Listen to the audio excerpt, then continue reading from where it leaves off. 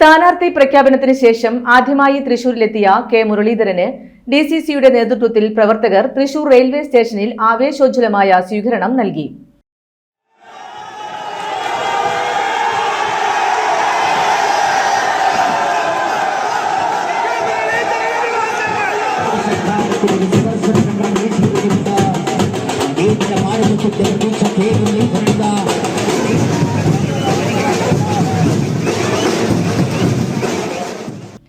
പന്ത്രണ്ടേകാലോടെ ട്രെയിനിറങ്ങിയ കെ മുരളീധരനെ DCC president Jose Vallur, T N. Prathapan MP എന്നിവരുടെ നേതൃത്വത്തിൽ തിങ്ങി നിറഞ്ഞ നൂറുകണക്കിന് പ്രവർത്തകർ മുദ്രാവാക്യം വിളികളോടെയാണ് സ്വീകരിച്ചത്.